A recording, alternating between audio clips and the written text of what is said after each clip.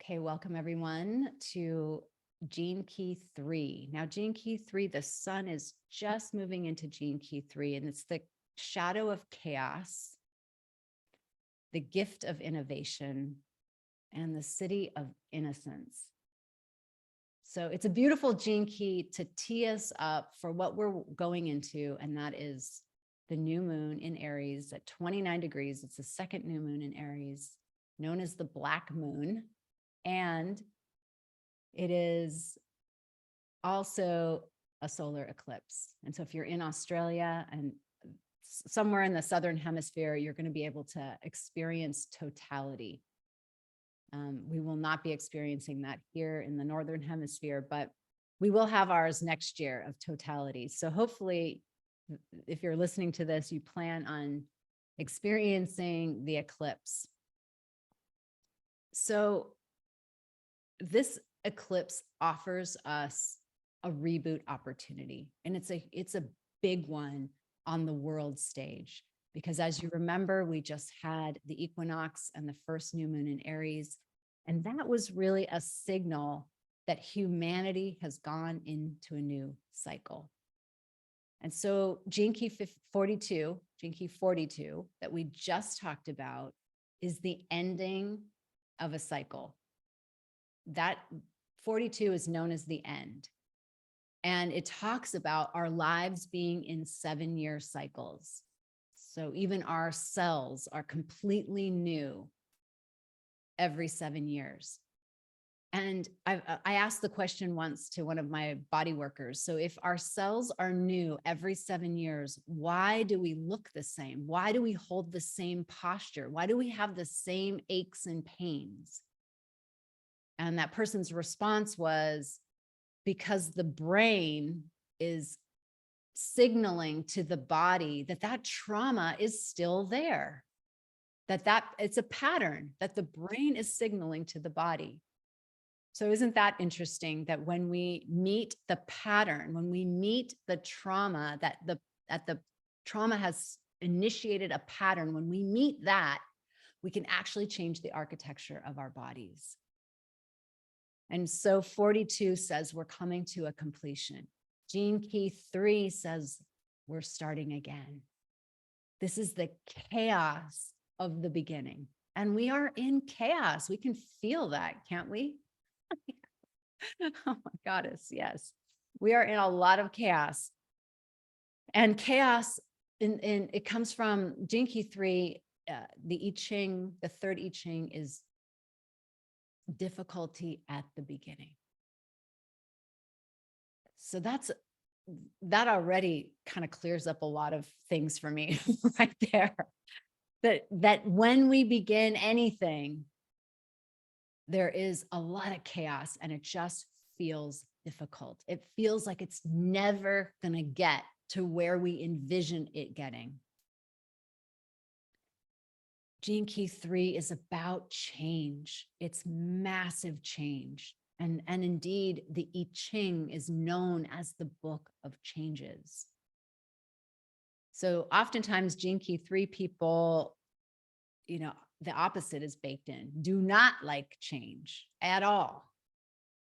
And so resist change, when the highest expression of that life work would be to innovate. That is the gift frequency of Gene Key 3. And innovation requires a lot of starts and stops, a lot of mistakes, a lot of failures. It was interesting. I've been contemplating Gene Key 3, and Richard Rudd has a lot of very interesting ideas about evolution and humanity. And I'm just contemplating. I don't know if they're true or not true. I'm just contemplating, because I believe that there are things that are true. Well, we're going to make them true by creating a context for them. And we're going to do that in this Gene Key 3. And then we're going to do that in our practice together for the new moon solar eclipse. So one of the things he said was that human DNA is really programmed to live forever. And I was like, wow, I have never heard that.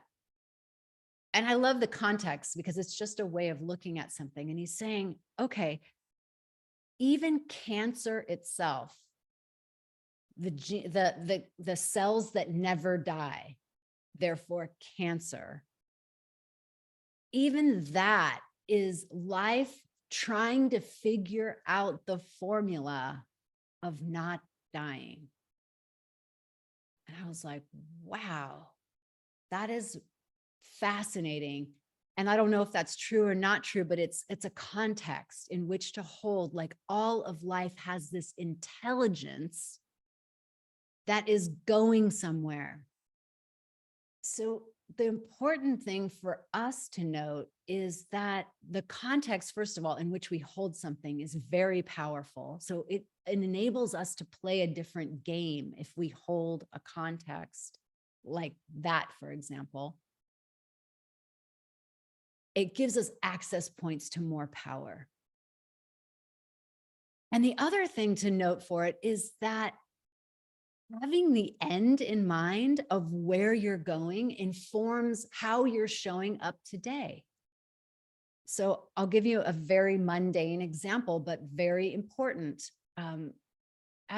So you all know that I opened the doors to the Evolving Sisters Network in December, and you're all here because I opened those doors. And that was great, right? Like, oh yeah, I have this membership, I have this thing, we're going to do this thing. But here's where it got good. It got interesting for me. As I started to engage other people in, because this is a very collaborative business, someone said to me, so what's your end game? And I didn't know. I didn't have an end game. I was just, I don't know. We're just doing this thing, I guess. Serve more people, have a bigger impact. Okay, yeah. But what's your end game? And so they were telling me about a person who created a company, and they knew from the very moment that they created the company that they were going to take that company public. And so they were telling me that every single thing that that person did, all the decisions that that person made, and there's like a ton of decisions to make when you are running something that's bigger than you. There's already decisions to make when you're running yourself. And then imagine when you're running something bigger than yourself. So what's the organizing principle of your making decisions? So this person said that this CEO, every decision was about going public. Is this the thing that you do right now in order to go public, in whatever, 10, 15 years, whatever, it doesn't matter. But is this the thing you do? And that changes the way that some of the decisions were made. Some decisions, would have been totally different if the goal would have been different. So that really got me thinking about, what am I up to? Why it's like in a relationship as well. After a while inside of a marriage, you start to realize that marriages are not cookie cutter.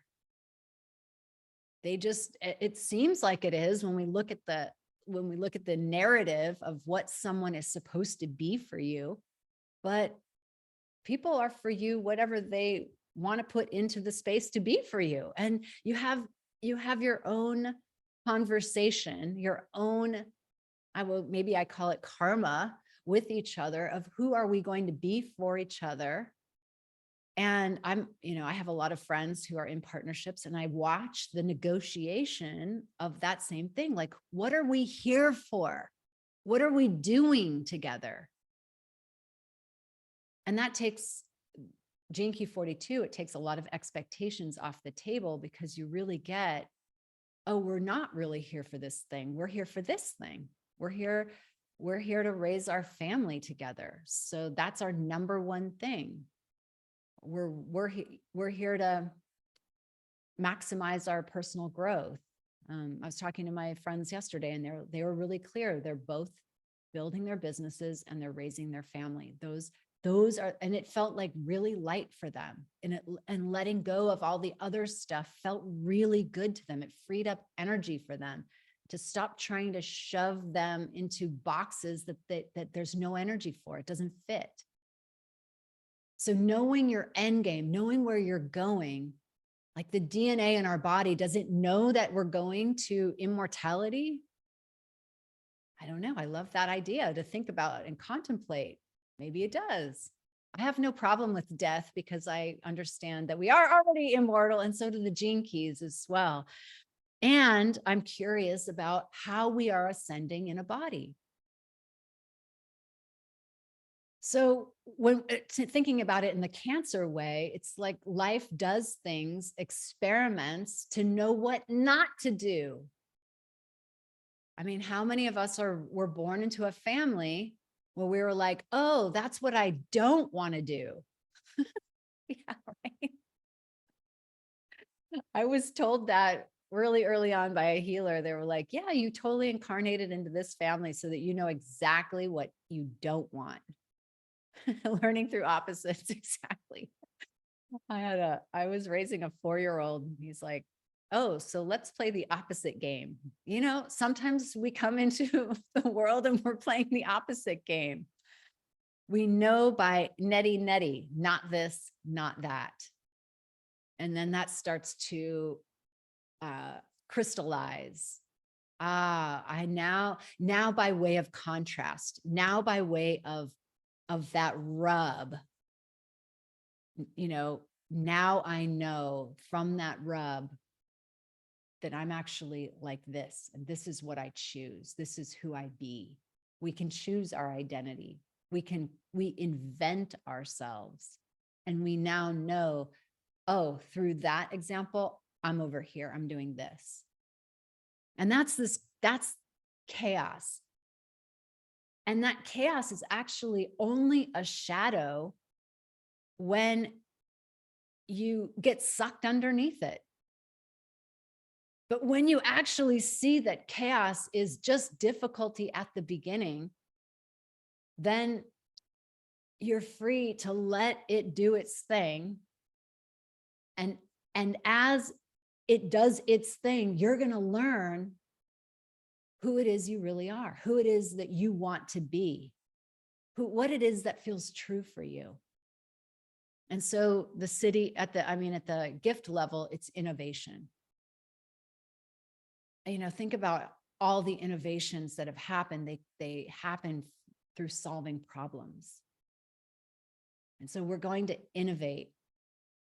We're going to go into an incredible time of innovation. And this is, let's tee up. Let's just do it here and now. Let's tee up the eclipse that's coming. And there's a lot of talk about it because astrology is booming right now, which I'm really delighted that it is, because I believe that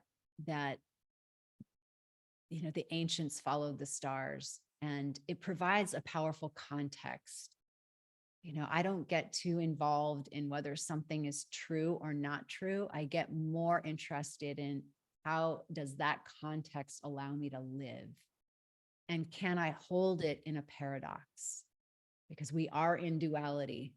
And so if we take on that this Wednesday, Thursday, or whenever that falls, Thursday, Friday, wherever time zone you're in, we're being initiated into a reboot, and a reboot in our consciousness. And this reboot is giving us yet another opportunity to declare who you are, not out of the past, because that 7-year cycle, and whether it's 7 years or however many cycles, astrology has lots of different cycles in it. But we know that for humanity, that cycle that we've been on is complete.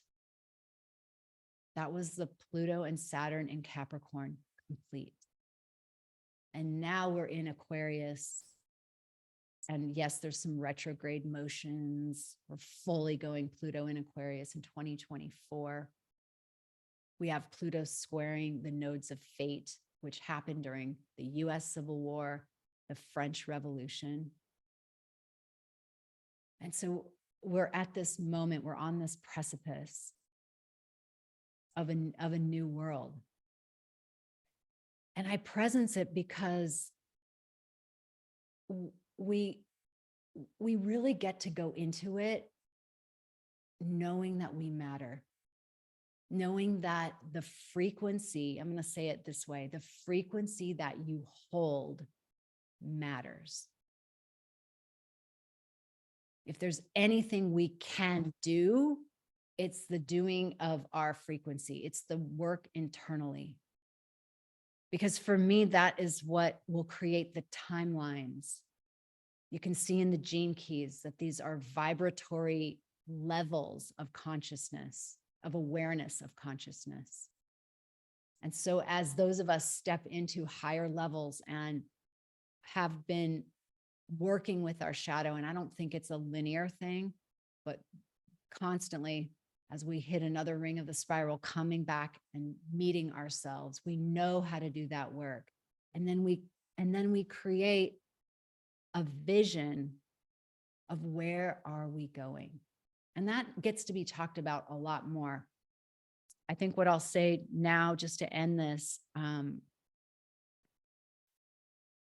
well, I'll presence the innocence at the end in a minute. But just to give us back our power to create our frequency, to create our goal, where are we going, to create the end game. What is it that's important to us?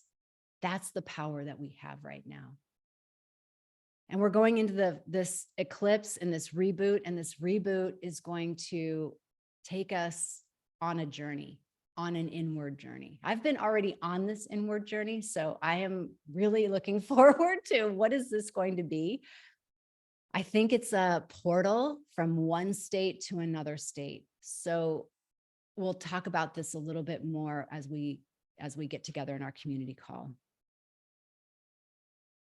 The two things I want to end with for this transmission of Gene Key 3 is another contemplation that Richard Rudd said about the greatest innovation that this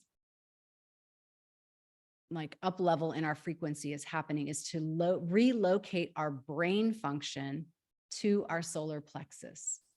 And that's our emotional center.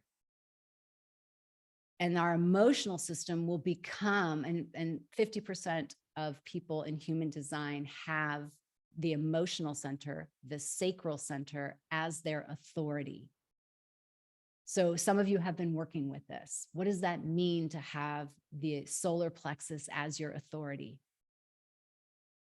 What he says is that is really the gate of what gets in and what gets out of the body. So I'm very curious if that's why we are now very nervous system oriented. We're neurodiverse oriented. There's a new understanding about our complexity around emotions coming forward. And you can see the chaos of how we've been dealing with our emotions. We don't know how to deal with our emotions. So what if the chaos of all of this polarization, dealing with our emotions, is where we're going? We're figuring out, it's our attempt to figure out how to have a new center of awareness other than the mind. I think it's worth exploring, it's worth contemplating. And then lastly, I'll say that the city is innocence. And I thought of you a lot, Katie K, as I read this, because it's really, the innocence is returning. He gave such a beautiful example of where he lived, and I think you live there too as well. Some of you, like Tracy, I think you live in Devon. Yeah, near there. He was talking about being in Devon and watching the cows play when they get released into new grasses. And over here, I watch coyotes and foxes play.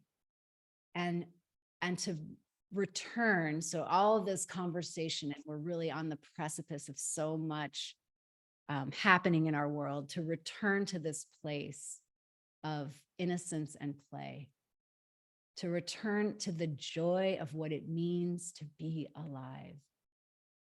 I if you watch animals, I watch like babies, and that just, I'm delighted with all their serotonin levels and how, how fun everything is. I mean, if you've ever been around a small child, everything is giggling, and when they're not screaming and crying, but, but they also can giggle and laugh. And I have a video on my phone of my friend's kid who is now almost 10. And when he was probably not even 1, he was watching the cat. Those cat things that have a little play mouse at the end of him. He was watching the dog try to play with the cat thing.